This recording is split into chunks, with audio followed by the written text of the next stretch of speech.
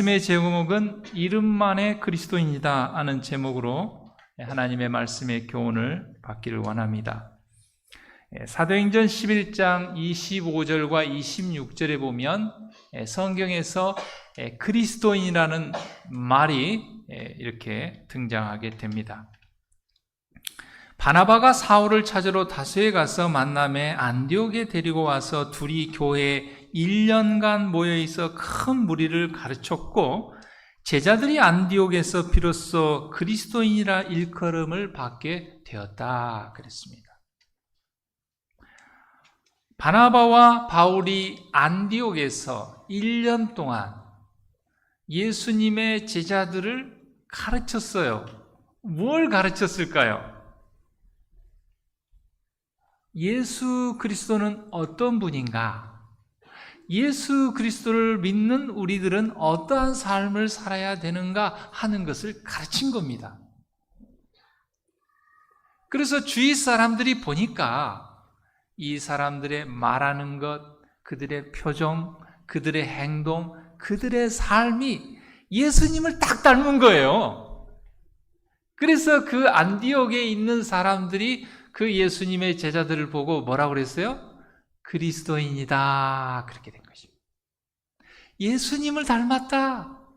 예수님하고 비슷하다. 똑같다. 그런 표현입니다. 그래서 그리스도인이라는 것은 마음과 품성에 있어서 예수 그리스도를 닮은 사람을 그리스도인이라 하는 것입니다. 그런데 간혹 각 시대마다 정말 진정한 예수님을 닮은 그리스도인도 있었지만 이름만 그리스도인, 그리스도인이라고 하는데 예수님을 믿는다고 하는데 그들의 마음과 품성은 예수님을 닮지 않은 것입니다. 켈리 최라는 사람이 있는데 이 사람은 여자입니다. 이 글로벌 기업 켈리 델리라는 그 아주 큰 회사를 창립을 했는데 여성 회장입니다. 그런데 그는 40의 나이에 무려 10억 원의 빚을 졌습니다. 그는 이를 타개하기 위해서 1000명의 부자들에 대해서 연구를 했어요. 공부를 했어요. 그들은 어떻게 해서 부자가 됐는가? 그리고 그는 한국형 이 도시락 사업을 이렇게 창업을 해가지고 현재는 유럽의 13개 국가에 1200여 개의 매장을 가진 연매출 6천억 원을 기록하는 그런 큰 회사의 여성 회장이 되었습니다. 그리고 그는 이 부에 대한 그의 생각을 정리해서 파리에서 도시락을 파는 여자, Well Thinking, 아주 좋은 생각, 이런 책들을 펴냈습니다. 그리고 그는 유튜브와 SNS 통하여 이 부를 이루는 법에 대해서 여러 가지 멘토 활동을 하는데 그가 지은 책 Well Thinking, 부를 창조하는 생각의 뿌리라는 책에 이 부에 대해서, 부자에 대해서 그가 이렇게 얘기를 했습니다. 돈은 부의 일부이지 전부가 아니다. 진정한 의미의 부라는 것은 나에게 들어오는 돈을 다른 곳으로 새지 못하게 막는 것이 아니다. 우리는 보통 부자 그러면 어때요? 그 사람 10억을, 통장에 10억을 가지고 있어. 그 100억대 부자야. 그 쌓아놓은 것을 가지고 부라고 얘기하고 부자라고 얘기합니다. 근데 이 켈리 최는 그냥 들어오는 돈을 쌓아놓는 거, 그게 부가 아니라고 그랬어요. 그 부를 나를 통해서 다른 사람에게로 전달하는 그런 완전한 과정, 또 그 부를 통해서 선한 영향력을 확대하는 것, 그것이 진정한 부라는 것이죠. 그냥 들어오는 것을 쌓아놓는 것은 그냥 이름만의 부지, 진짜 부는 그게 아니라는 것이죠. 그런 의미에서 부자는 단순히 돈이 많은 사람을 의미하는 것이 아니다 그랬어요. 단순히 돈만 많이 가지고 있는 사람은 그냥 이름만의 부자인 것입니다. 부자라는 것은 남을 돕기로 결심을 하고 사회적인 공헌을 실천하면서 인격적으로 왕성된 사람. 어떤 사람은 막, 나 뭐 돈 많아, 우리 아버지 돈 많아, 우리 자랑을 해요. 그래서 요즘 어린아이들도 학교 가가지고, 야, 너희 집 몇 평 살아? 우리 몇 평 살아? 막 이러면서 자랑을 해요. 그건 인성이 따라가지 않은 것이고, 그건 진짜 부자라고 얘기할 수 없어요. 그건 이름만의 부자인 것이죠. 즉, 돈과 공헌과 인격까지가 완성될 때 그것을 진짜 부자라고 말할 수 있다. 그랬습니다. 영적인 것도 마찬가지입니다. 그냥 우리가 주여 주여 하고 예수님을 이름을 부른다고 해서 그리스도인이 아닌 것입니다. 우리의 마음과 품성이 예수 그리스도를 닮았을 때 우리는 진정한 그리스도인이 되는 것입니다. 그래서 마태복음 6장 1절에 예수님께서 이렇게 말씀하셨습니다. 사람에게 보이려고 사람들 앞에서 너희 의를, 너희 자선과 선행과 신앙을 행하지 않도록 주의하라. 사람에게 보이려고 하는 그런 모든 것들은 우리가 이름만의 그리스도인이라는 것을 말하고 있습니다. 많은 사람들이 여기에 사람들에게 보이려고 하지 마라, 이 부분에 많이 주목을 합니다. 또 마태복음 6장 3절에 보면 너는 구제할 때에 오른손에 하는 것을 왼손이 모르게 하라, 이렇게 말씀하셨어요. 그래서 많은 그리스도인들이, 많은 사람들이 이 말씀을 가지고 그냥 무조건 감추고 비밀리하고 몰래하고 하는 것이 하나님의 뜻이라고 생각을 합니다. 그런데요, 다른 말씀들을 보면 또 반대되는 말씀도 있어요. 여기 고린도후서 9장 2절에 보면 하나님께서 사도 바울을 통하여 이렇게 말씀하시죠. 내가 너희를 위하여 마게도냐인들에게 아가야에서는 1년 전부터 예비하였다, 자랑하였다 그랬습니다. 아가야 사람들이 1년부터 돕기 위해서 준비하고 이렇게 한 것을 마게도냐 사람들에게 그 아가야인들의 믿음과 신앙을 자랑했다고 그랬어요. 그러면 지금 여기 모르게 하라는 말하고 완전 반대 아닙니까? 또 마가복음 5장 33절에 보면 예수님께서 12의 혈루증 앓는 여인에 대해서 기록하고 있는데, 그 여인이 예수님께 믿음으로 와서 예수님의 옷자락을 만져서 그 혈루증이 다 나았습니다. 그래서 이 여인이 굉장히 좀 내성적인 사람 같아요. 그래서 나았는데 그냥 몰래 그냥 이렇게 가려고 하는데 예수님이 그 여인을 불러 세웠습니다. 그리고 그 많은 사람들 앞에서 그 여인이 어떠한 일이 그 여인에게 일어났는가 많은 사람들 앞에서 보여줬어요. 여기 마가복음 5장 33절에 보면 여자가 자기에게 이루어진 일을 알고 두려워하여 떨며 예수님 앞에 와서 그 앞에 엎드려 모든 사실을 다 얘기했어요. 그럼 좀 예수님께서 아까는 사람에게 보이려 하지 마라, 오른손에 하는 일 왼손이 모르게 하라 그러셔놓고, 사도 바울도 자랑했다고 그랬고 여기 예수님도 모든 사람 앞에서 이렇게 공개적으로 얘기했어요. 그러면 이 두 말이 어떻게 되는 겁니까?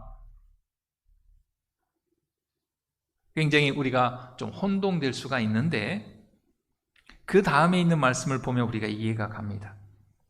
이 시대의 소망 347페이지 이렇게 기록하고 있어요. 여인을 고치신 후에 예수님께서는 그 여인이 받은 바 축복을 고백하기를 원하셨다. 복음이 가져다 주는 선물은 몰래 보존하거나 은밀히 즐겨서는 안 된다. 그와 같이 주께서는 우리에게 하나님의 인자하심을 고백하라고 요구하신다. 하나님의 축복과 하나님의 인자하심을 모든 사람 앞에서 간증하고 증거하고 고백함으로 그 놀라운 역사의 일들을 누구에게 영광을 돌리라? 하나님께 영광을 돌리라. 그런 의미에서 이렇게 12의 혈루증을 앓는 여인의 이 이야기를 모든 사람 앞에 공개한 것입니다. 그러면 사람에게 보이려 하지 말라. 오른손이 아니고 왼손. 그 말은 무슨 말인가?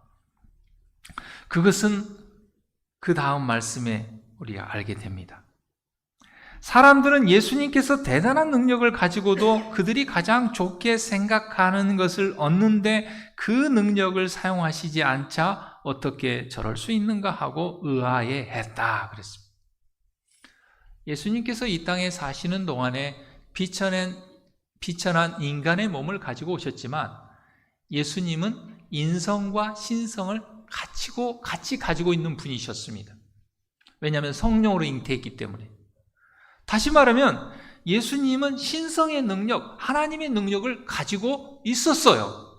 그렇기 때문에 죽은 지 나흘 된 나사로도 살렸죠. 그때 인간의 힘으로 살린 건 아닙니다. 그런데 예수님의 이적과 기사 중에 단 하나도 예수님 자신을 위해서 행한 건 하나도 없었다는 것이죠.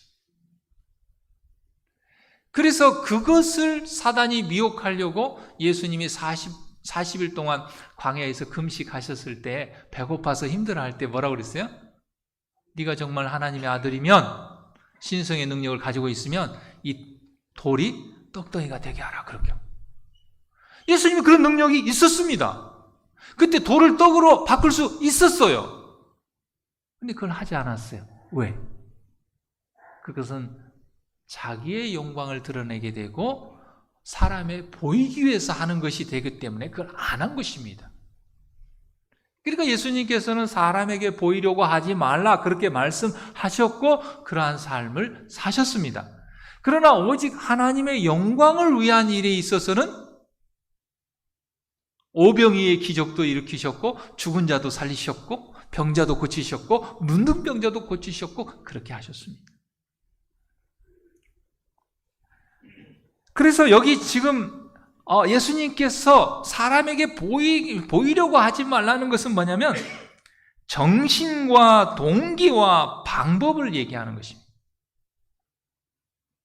사람들은 그들의 정신과 동기와 방법이 자신의 영광을 드러내려고 하는 것이었고 예수님의 정신과 동기와 방법은 그것과 정반대되게 오직 하나님의 영광을 드러내는 것이에요. 여기에서 차이가 나는 것입니다.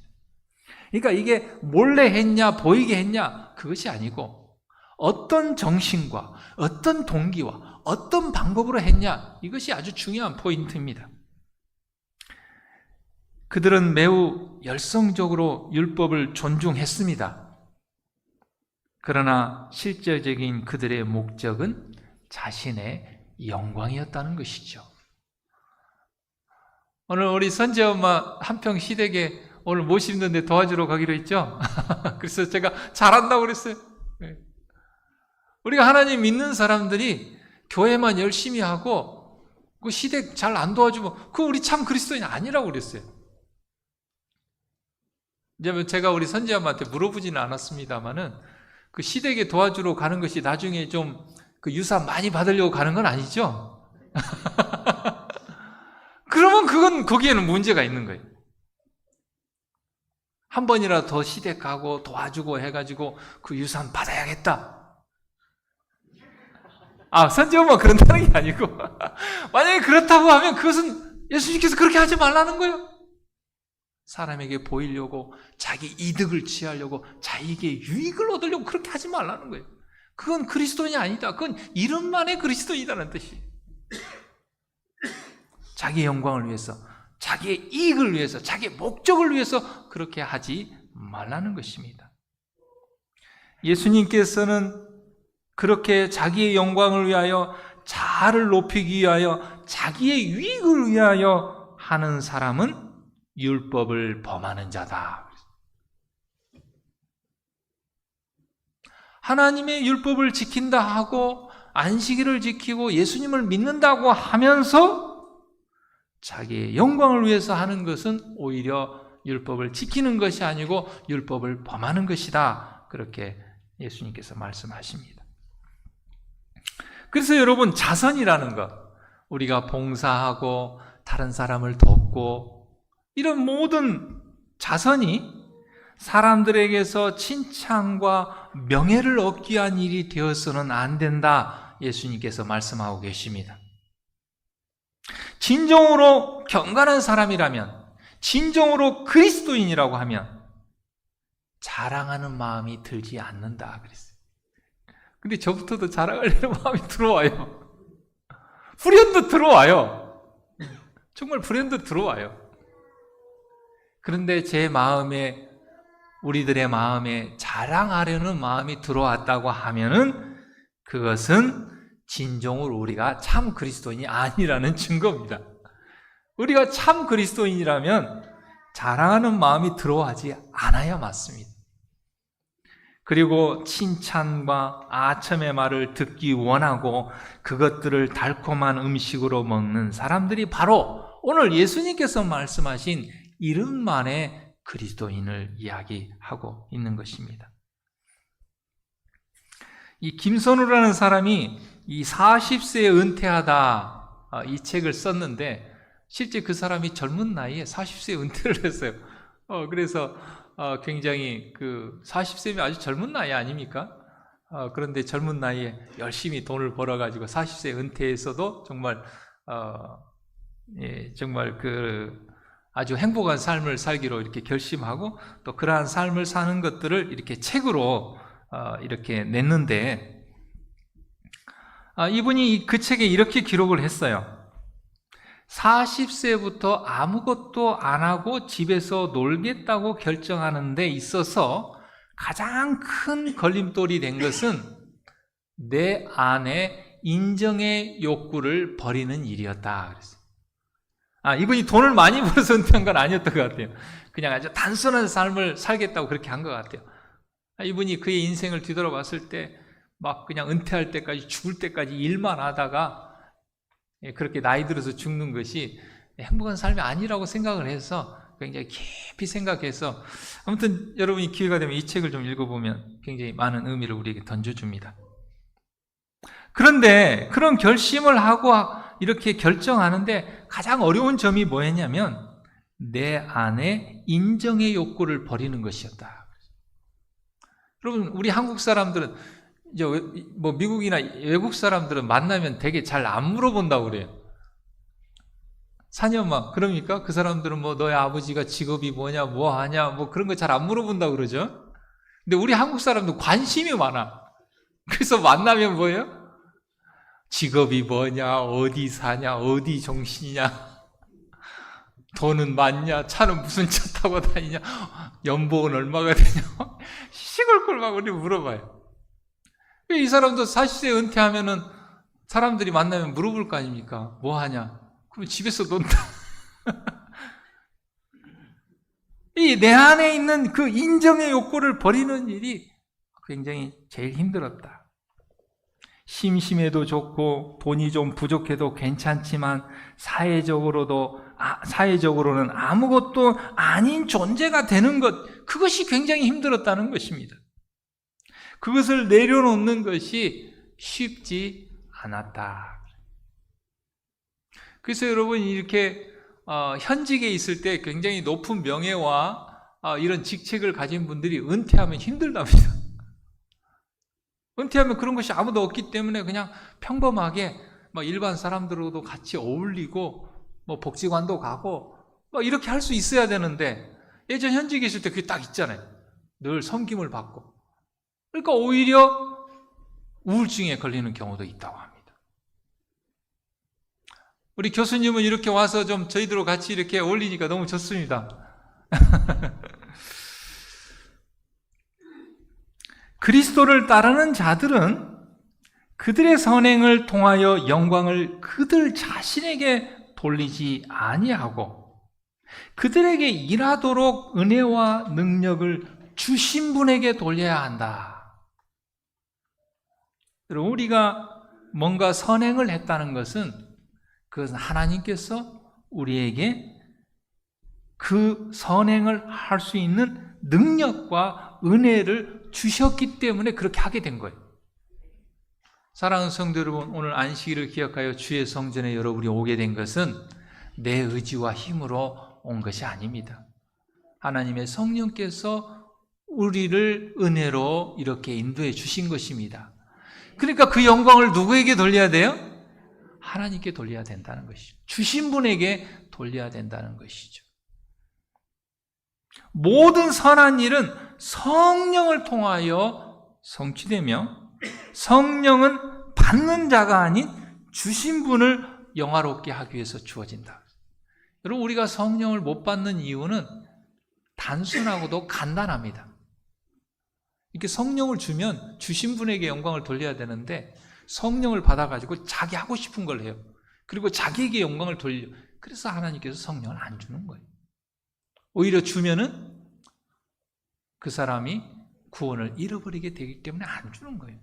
그러나 우리가 진정으로 우리에게 주신 성령을 통해서 하나님의 영광을 위해서 일하고 하나님께 영광을 돌리며 주신 분께 영광을 돌린다면 하나님께서는 우리에게 성령을 아주 폭포수처럼 부어주실 것입니다. 그리스도의 빛이 심령 속에서 빛나게 되면 입술이 하나님께 돌리는 찬송과 감사로 채워질 것이다. 사랑하는 성도 여러분, 우리는 입만 열면 불평하고 비난하고 그렇게 합니까? 아니면 입만 열면 우리는 찬송과 감사를 드립니까? 그리스도의 은혜와 빛이 우리의 심령 속에 충만하다면 우리는 늘 하나님을 찬송할 것입니다. 그리고 우리는 늘 감사의 조건을 찾을 것입니다. 그러나 우리 안에 그리스도의 빛이 없다면 우리는 늘 어두운 이야기, 잘못된 이야기, 그런 얘기만 계속, 그리고 다른 사람을 비난하고 깎아내리고 시기하고 질투하고 자기를 높이고 자기 자랑하고. 그래서 우리 교회에서는 손주 자랑하면 10,000원씩 내라고 제가 비공식적으로 얘기를 했습니다. 아니면 아이스크림을 사든지. 그대의 기도, 의무수행, 자선, 극기가 생각과 대화의 주제가 되지 않도록 하라. 우리 이기 교수님께서 젊었을 때 아주 장로님이 되셔가지고 막 열정이 넘치셨대요. 그래가지고 막 40일 금식, 새벽 기도회도 하고 막 그러셨는데, 장모님을 모시고 살았는데 한 번은 장모님한테 그랬대요. 장모님, 제가 40일 금식 기도를, 새벽 기도를 했습니다. 그러니까 그 장모님께서 그랬대요. 이사야 58장을 인용하면서 나의 기뻐하는 금식은 줄인 자를 먹이고, 이렇게 그때 아주 장로님 엄청 충격을 받았대요. 그래서 글씨를 잘 쓰는 사람인데 그 성경절을 써달라고 해서 집안에 잘 보이는 것에 그것을 걸어놓고 늘 마음을 다스렸다는 말씀을 하시더라고요. 여러분, 우리의 주제가, 생각의 주제가 나의 기도, 나의 의무수행, 나의 자선, 극기, 이것이 주제가 되어서는 안 된다는 것이죠. 그러한 것을 하게 하신 예수 그리스도가 주제가 되어야 된다는 것입니다. 그리스도께서 찬양을 받으셔야 되고 우리 자신은 숨겨져야 됩니다. 오로지 그리스도만이 나타나야 된다는 것이죠. 그것이 바로 진정한 그리스도인입니다. 그러나 우리의 행함이 주제가 된다면, 주인공이 된다면 우리는 이름만의 그리스도인인 것입니다. 이 다큐 작가인 이 정화영이라는 사람이, 이분이 이 공황장애가 있어요. 공황장애.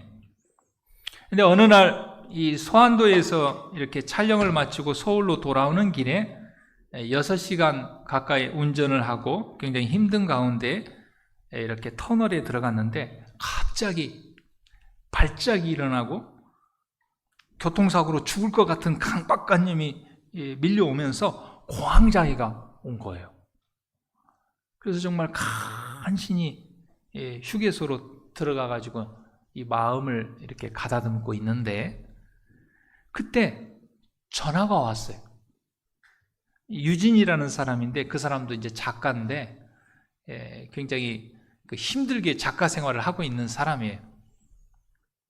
그런데 그 전화가 왔길래 유진아 잘 있었어? 웬일이야? 그러니까 작가님 어떻게 해요? 저 일 못할 것 같아요. 제가 할 수 없는 일인 것 같아요. 굉장히 그렇죠. 나도 힘들어 죽겠는데 지금 뭐가 왔어요? 공황장애 와가지고 지금 죽느냐 사느냐 하는데 힘들다는 전화가 온 거예요. 그럼 우리가 보통 어떻습니까?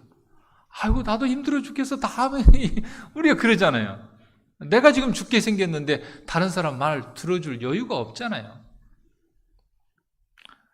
그런데 이분이 쓴 책이 서툴지만 결국엔 위로라는 책이 있는데 그 책에 이렇게 기록을 했어요. 내가 잔소리가 섞인 위로를 하다가 또 다시 격려를 쏟아내고 그리고 전화를 끊었다. 하여튼 그냥 힘들다고 하니까. 그런데 순간 나를 돌아보니 내가 상상도 하지 못한 모습을 하고 있었다. 한 손에는 전화기를 들고 있었고 다시 운전하기 위해서 시동을 걸고 있었던 것이다.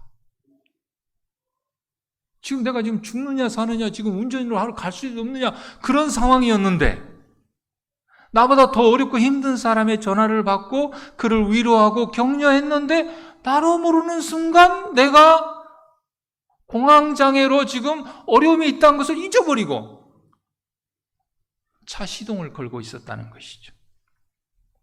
상상도 하지 못한 일이 일어났다고 그랬습니다. 유진이의 불안한 마음에 온전히 빠져서 나를 잊어버리는 바로 그 순간에 나는 나의 불안에서 빠져나왔다. 너무 힘들어하니까 그거 어떻게 하면 위로해 줄까? 어떻게 하면 격려해 줄까? 거기에 신경을 쓴 나머지 나의 불안과 어려움과 공황장애는 잊으려고 잊은 게 아니라 잊어져 버린 거예요. 순간. 그러면서 이렇게 얘기했어요. 기적의 순간은 내가 아닌 다른 사람을 위로하던 순간이었다. 사랑하는 성도들, 예수님이 그러한 삶을 사셨어요. 예수님이라고 힘든 일이 없었습니까? 예수님 끊임없이 예수님을 공격하고 사단이 구속의 격려를 못 이루게 하려고 모욕하고 모독하고 의심하게 하고 사람들이 배반하고 배고프시고 피곤하시고 힘드시고 그랬습니다. 그런데 예수님이 늘 이타적으로 생각하시고 섬김을 받으려 하지 아니하시고 섬기려고 하다 보니까 자아를 잃어버리고 놀라운 그런 기적들을 이루신 것이죠. 우리도 마찬가지입니다. 우리도 예수님과 같은 마음과 정신과 품성으로 이 놀라운 기적들을 이루게 되는 저와 여러분이 되기를 바랍니다. 영혼은 품성면에서 그분과 동화될 때만 그분을 받아들이고 그분으로 인해 즐거워할 수 있다. 동류가 되어야 서로 이해할 수 있다. 우리가 인류의 봉사를 위해 자신을 하나님께 바칠 때 그분은 당신을 우리에게 주신다 그랬습니다. 누구든지 마음과 생애에 하나님의 축복이 다른 사람들에게 흘러갈 수 있는 길을 내면 자신도 반드시 풍성한 축복을 받게 될 것이다 그랬습니다. 여러분, 비가 오면 산에 비가 쫙 내리면 그 산이 이 물을 머금고 있다가 쫙 시냇물을 개울물을 골짜기로 흘려보내죠. 그럼 골짜기로 물이 쫙 흘러서 바다까지 흘러갑니다. 물을 그냥 흘려보내는 거예요. 계곡과 골짜기에서 그 물을 가두어 놓고 그 물을 가지고 있는 게 아니라 흘려보내는 거예요. 그런데 그 골짜기와 계곡에 무슨 일이 일어납니까? 나무가 자라고 실록이 푸르르고 열매를 맺고 수많은 생물들이 먹고 살고, 단지 그냥 길을 내고 가슴을 열어 흘러가게 했는데 생기와 아름다움이 거기에 싹터 올랐다는 것이죠. 어떤 나이가 연세가 많은 이 어머니가 있었는데 그분은 배움이 없어요. 또 지식도 없고. 근데 이분이 정말 매주 잊지 않고 기억하고 하나님의 성전을 찾아 교회에 가는 거예요. 우리 교회도 우리 그런 노집사님들이 참 많이 계신데. 근데 교회만 갔다 오면 며느리가 묻는 거예요. 어머니, 오늘 교회에서 목사님 뭐에 대해서 설교하시던가요? 글쎄, 뭐 들었는가 생각 안 난다. 그 다음 주에도 또 물어보고 그 다음 주에 물어보는데 어머니는 교회에서 목사님 뭐에 대해서 설교했는지 기억이 안 나는 거예요. 근데 한 번은 이 시어머니가 곰곰이 생각하다가 이 대나무로 짠 이 바구니를 며느리한테 주면서 며느리야, 저 우물가에 가서 좀 물 좀 길어 와라 그런 거예요. 그래서 가서 우물가에 가서 이 바구니에 물을 담으려니까 담아져요, 안 담아져요? 물이 아무리 담으려도 안 돼요. 그래서 어머니, 이 대나무예요. 구멍이 있어가지고 아무리 물을 담으려도 물 다 새버려요. 그때 그 시어머니가 며느리한테 그랬어요. 야, 이 대바구니에 물을 아무리 담으려고 했지만 담기지 않고 샜지만 이 바구니가 깨끗해지지 않았냐. 비록 내가 교회에 가서 하나님의 말씀을 듣고 그것이 내 마음에 기억이 되고 이렇게 담겨지지는 않았을지 모르지만 그런 예배를 통하여 하나님께서 내 마음을 깨끗하게 해주기 때문에 내가 하나님의 성전에 가서 하나님의 말씀을 듣는 것이다. 그렇게 얘기를 하셨어요. 하나님께서 주시는 지혜죠.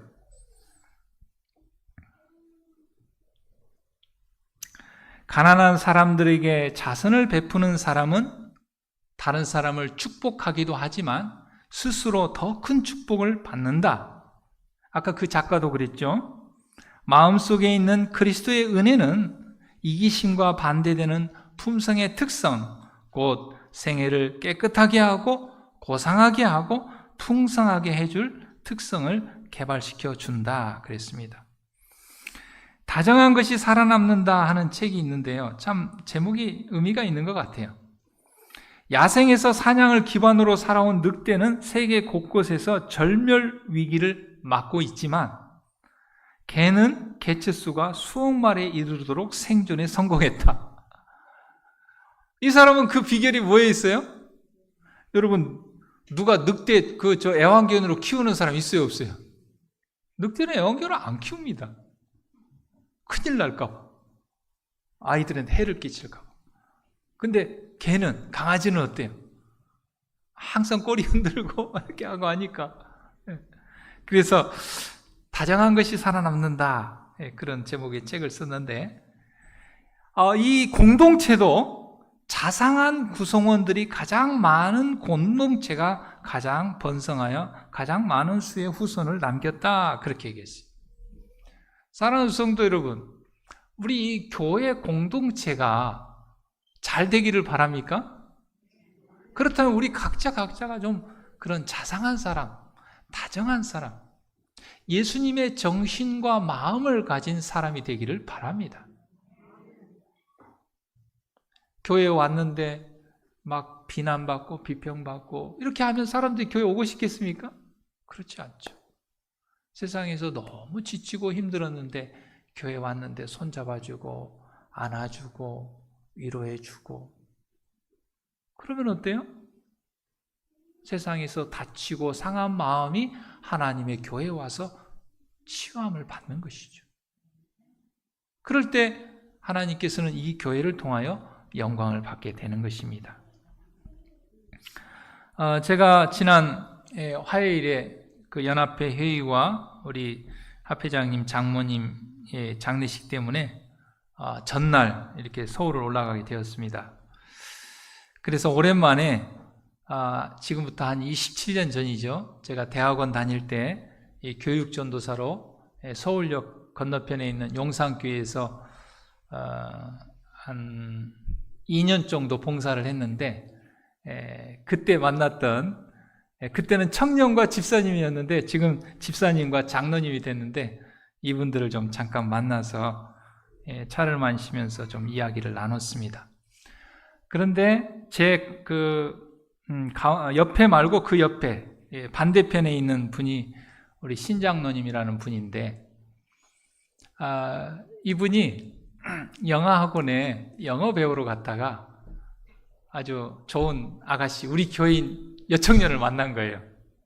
그래가지고 결혼을 하고 이제 그때 이제 신앙을 하게 된 거예요. 그래서 이분이 이제 화공과를 나와가지고 외국에서 그 원료를 수입해다가 이렇게 납품하는 그런 회사에 이렇게 직원으로 있었는데, 20여 년이 지나가지고 굉장히 크게 성공을 했더라고요. 사업적으로도 크게 성공하고, 그래서 회사를 뭐 3개를 가지고 있고 직원들도 한 20여 명 되고 그렇게 하는데, 정말 참 잘 됐다, 이제 이런 생각을 했는데, 이분이 그 교회에 이제 좀 이제 그 이사를 가게 돼가지고 경기도에 있는 그 가까운 교회로 이렇게 출석하게 됐는데, 그 교회에 처음 갔을 때 정말 아주 다정하게 이렇게 잘 친절하게 해주는 집사님이 한 분이 있었대요.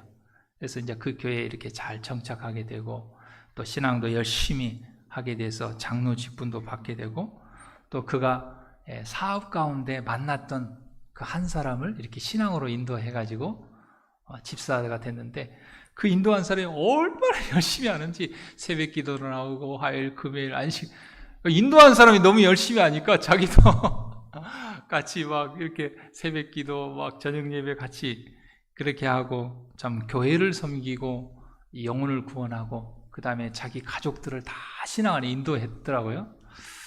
제가 이 장로님 얘기를 들으면서 제가 마지막 헤어지면서 이렇게 손을 잡고 그렇게 얘기를 했어요.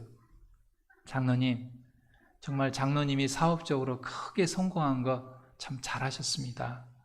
그런데 제가 오늘 이 저녁에 장로님을 만나서 크게 감동받은 것은 사업적으로 성공한 것보다도 정말 신실한 그리스도인이 되어서 교회를 섬기고 많은 영혼을 구원하기 위해서 그렇게 하시는 거 볼 때 너무나 존경스럽습니다.